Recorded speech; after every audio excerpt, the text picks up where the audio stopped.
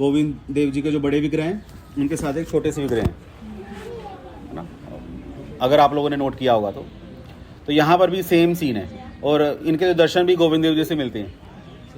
Photo देखोगे ना, भाई पता नहीं कौन से गोविंद देव जी हैं या राधा माधव हैं। तो खैर इनके साथ भी छोटे से विग्रह हैं।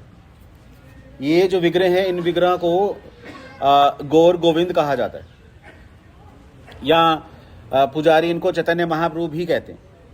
अब इसके पीछे स्टोरी क्या है, चैतन्य महाप्रभु के एक भक्त हैं काशीश्वर पंडित, सुना होगा शायद आप लोगों ने इनके बारे में, तो वैष्णव कैलेंडर में इनका आता है अपेरेंस डिसअपेरेंस। तो काशीश्वर पंडित चैतन्य महाप्रभु के वो थे, डांसर थे शायद, नृत्य करते थे, वो सुंदर नृत्य करते थे। तो जब जगन्नाथपुरी में थे काशीश्वर पंडित चैतन्य महाप्रभु के साथ ही, तो उन्होंने बोला कि आप ऐसा करो, वृंदावन चले जाओ, वृंदावन जाकर रूप सनातन वहाँ पर हैं, तुम उनके साथ जाकर प्रचार करो, वहाँ पर उनकी हेल्प करो, उनकी असिस्टेंस थोड़ी उनको हो जाएगी। तो काशीश्वर पंडित ने बोला कि मैं नहीं जा सकता, क्योंकि आपके बिना मैं रह ही नहीं सकता, मैं मर ही जाऊँगा, तो मैं नहीं जाऊँगा। तो आप अगर मेरे साथ चलोगे तो मैं चलने के लिए तैयार हूँ, नहीं तो मैं नहीं जा रहा। तो फिर चैतन्य महाप्रभु ने क्या किया, वहाँ पर एक विग्रह प्रकट किया अपना, जो त्रिभंग ललित मुद्रा में था, बंसी धारण किया हुआ था, ये वाला रूप। मतलब कि ये ले जाओ, ये मैं ही हूँ। तो ये गौर गोविंद है ना, गौर मतलब चैतन्य महाप्रभु, गोविंद मतलब कृष्ण। अब यही गौर सही कृष्णा सही जगन्नाथ है ना, चैतन्य महाप्रभु कृष्ण में तो कोई अंतर है नहीं है, सेम ही है। तो चैतन्य महाप्रभु ने जो अपना ओरिजिनल जो रूप है राधा कृष्ण वाला सम्मिलित रूप, क्योंकि पहले राधा रानी भगवान कृष्ण के अंदर ही थे, है ना, एक शक्ति के रूप में रहते थे। बहुत कम लोगों को पता था। वो तो जब जहानामा देवी आई, उन्होंने श्रीमती राधा रानी को प्रकट किया पूरे संसार में। ऐसे श्रीमती राधा रानी प्रकट नहीं थी, अप्रकट रूप में थी, तो कम लोगों को पता था। पर विग्रह के रूप में जानवा देवी जी ने प्रकट किया। जैसे गोविंद देव जी के साथ फिर श्रीमती राधा रानी आ गए, गोपीनाथ जी के राधा रानी आ गए, तो राधा रानी बाद में आई हैं। जानवा देवी जी ने ये ट्रेंड शुरू किया था, अब ऐसा सुनना चाहते हो तो ये। और यहाँ पर जो चैतन्य महाप्रभु ने जो अपनी डिटेल्स प्रकट की है, उसमें भी श्रीमती राधा रानी नहीं है, पर इनका नाम गोविंद है ना, गौर गोविंद इनका नाम है। तो अंडरस्टूड है कि राधा रानी के साथ ही होंगे। तो अब ये जो है, अगर आप सत्य की बात करते हो, परम सत्य कौन है? श्री कृष्ण, और कोई भी नहीं है। पर चैतन्य महाप्रभु के एक भक्त हैं जगन्नाथ पंडित, उन्होंने एक किताब लिखी है प्रेम विवर्त। तो खैर वो किताब चलो मैं नहीं बताऊंगा उसके बारे में। तो जगन्नाथ पंडित कहते हैं कि जो परम सत्य है, परम सत्य एक ही है। और परम सत्य कौन है? कौन है? चैतन्य महाप्रभु। क्योंकि चैतन्य महाप्रभु, ऐसा हमें सुनने को मिलता है कि राधा कृष्ण जब एक हो गए तो क्या बन गए? चैतन्य महाप्रभु बन गए, है ना। पर वो कह रहे हैं कि राधा कृष्ण जब एक हुए तो एक से दो थे ना, दो हुए तो एक हुए। तो एक्चुअली ओरिजिनली चैतन्य महाप्रभु में, उनसे राधा कृष्ण प्रकट हुए। उन्हें थोड़ा इस तरीके से सिद्धांत बताया, ओरिजिनल तत्व गौर तत्व है, तो वहां से राधा कृष्ण प्रकट हुए। ऑफ कोर्स ये रस दृष्टि से ये एक्सप्लेनेशन है। तो जगन्नाथ पंडित ऐसा है। उस जगन्नाथ पंडित कौन है? जगन्नाथ पंडित स्वयं सत्यभामा है। और खैर अगर आप गोस्वामियों की बुक्स पढ़ोगे तो वो लोग ऐसा कहते हैं कि सत्यभामा कौन है ओरिजिनली? वो स्वयं श्रीमती राधा रानी है। क्योंकि श्री कृष्ण जब वृंदावन छोड़कर द्वारिका आ गए तो राधा रानी भी वृंदावन को छोड़कर सत्यभामा के रूप में श्री कृष्ण के साथ रह रही थी। ऐसा रूप गोस्वामी लिखते हैं अपनी बुक्स में। तो तभी ललित माधव विदग्ध माधव रूप गोस्वामी ने क्रिएशन की ना सारी। तो सत्यभामा श्रीमती राधा रानी है, पर मूड अलग है। तो श्री कृष्ण का भी मूड अलग है यहाँ पर द्वारिका में। तो इसलिए सत्यभामा कौन है? श्रीमती राधा रानी ही है। और चैतन्य महाप्रभु की लीला में सत्यभामा कौन थे? जगदानंद पंडित। हमारे जगदानंद पंडित का है ऐसे ये रहे। तो वो उस मूड में रहते थे। जैसे वाइफ अपने हस्बैंड के साथ लड़ती है, तो वैसे जगदानंद पंडित चैतन्य महाप्रभु के साथ लड़ते थे। वो जिद्दी थे, पूरा जैसे अपना हक मनवाना। एक बार क्या हुआ, जगन्नाथपुरी की बात है, तो जगदानंद पंडित ने, उन्होंने स्पेशल चंदन का तेल तैयार करवाया महाप्रभु की मालिश के लिए। तो महाप्रभु ने क्या किया, वो तेल के बर्तन फिकवा दिए आंगन में। आप लोगों ने पढ़ा होगा चैतन्य चरितामृत में।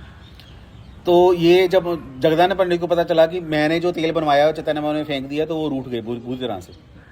तो जैसे तैसे महाप्रभु ने मनाया उनको, और उसके बाद जब भी जगदानंद पंडित का नाम आता तो महाप्रभु चुप हो जाते थे कि नहीं, उनको कुछ नहीं कह सकते, उनको मना नहीं कर सकते। बड़ी जल्दी रूठ जाते थे जगदानंद पंडित, मूड कुछ ऐसा था। और जब जगदानंद पंडित उन्होंने ये महाप्रभु से बोला कि मैं वृंदावन जाना चाहता हूँ, तो महाप्रभु ने मना कर दिया कि तुम वृंदावन मत जाना, क्योंकि वृंदावन का मूड तुम्हारे मूड से मैच नहीं करता। क्योंकि सत्यभामा का जो मूड है द्वारिका का मूड है, और वहाँ पर श्रीमती राधा रानी जब व्रजवासी है उनका मूड अलग है। पर चलो ये अलग इन्फॉर्मेशन है जगन्नाथ पंडित के बारे में और चैतन्य के बारे में। तो ये गोविंद देव जी हैं, यहाँ पर गौर गोविंद है। अब प्रश्न ये आता है कि असली कौन है, ये वाले असली हैं या वो वाले असली हैं?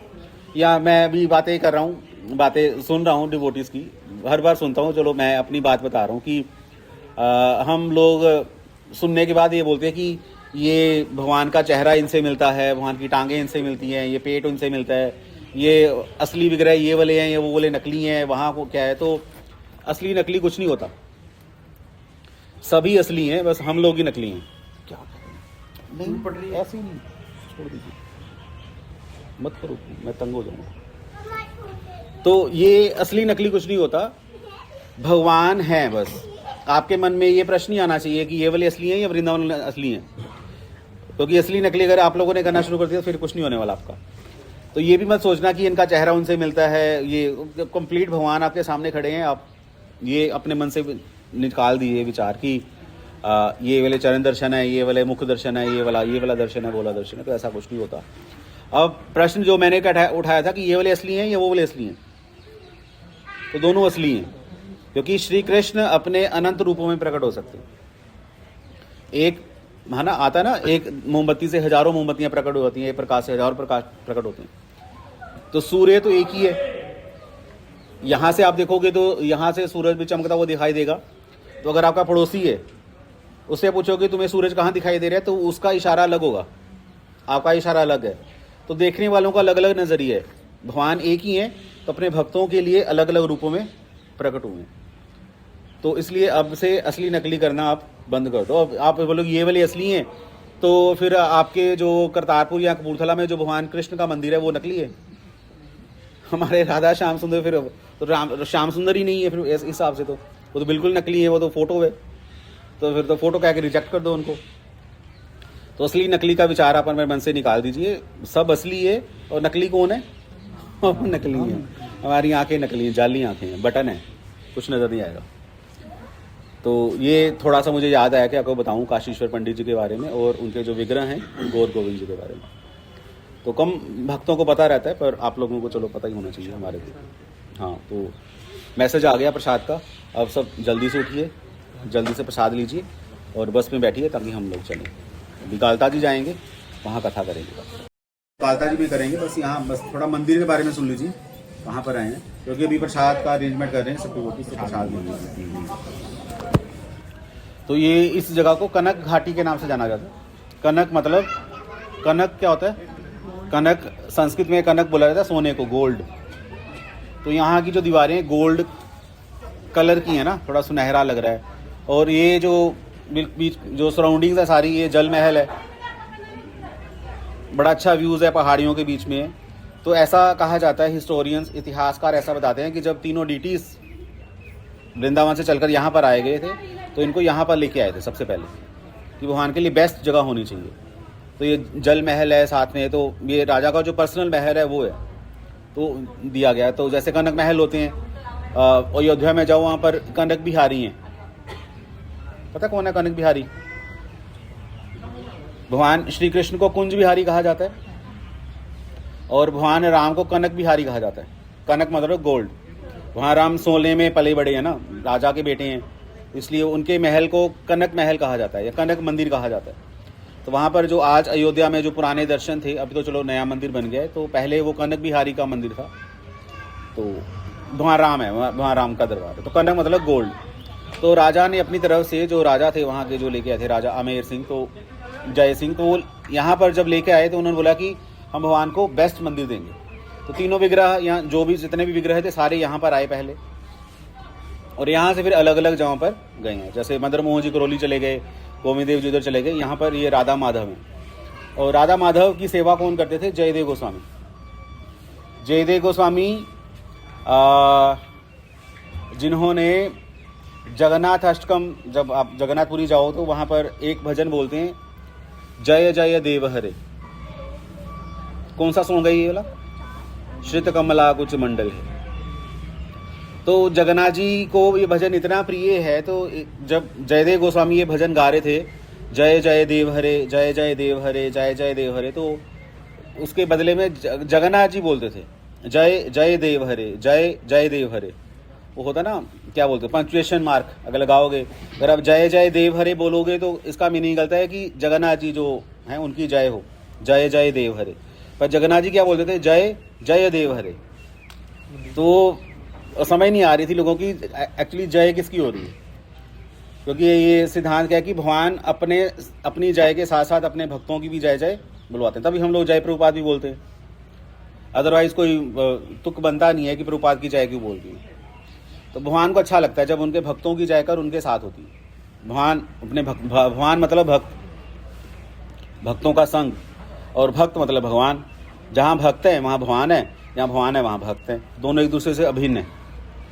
तभी राधा माधव हैं। श्रीमती राधा रानी भगवान श्री कृष्ण की टॉप मोस्ट डिवोटी हैं, इसलिए श्रीमती राधा रानी भगवान कृष्ण के साथ रहती हैं, राधा गोविंद राधा माधव। तो इस तरीके से ये मंदिर है। बाकी इसकी जो हिस्ट्री है, हिस्ट्री आप नेट से देख लेना, मंदिर कैसे हुआ क्या हुआ, वो तो मैं यहाँ नहीं कराऊंगा। तो मेन दर्शन यहाँ पर किन के? राधा माधव जी के। किन के डीटीज थे? जयदेव गोस्वामी जी के। एक मंदिर यहाँ पर भी है, वो बहुत कम लोग जाते हैं। हमने पिछली बार जब हम जयपुर में रहते थे तो हमने पूछा था पुजारी से, पर पुजारी को ज़्यादा कुछ खास पता नहीं है। पर डीटीज जो हैं वो भी कहते हैं वृंदावन से आए हैं। पर हम अगर पॉसिबल होगा तो दर्शन करेंगे, अदरवाइज दर्शन नहीं करेंगे, क्योंकि हमने निकलना है कालता जी में। कालता जी के 12-12:15 बजे दर्शन बंद हो जाएंगे, फिर नहीं कर पाएंगे। तो हम जल्दी से प्रसाद लेकर निकलेंगे बस कालता जी में, बाकी कथा हम वहाँ पर करेंगे। हरे कृष्णा हरे कृष्णा कृष्णा कृष्णा हरे हरे।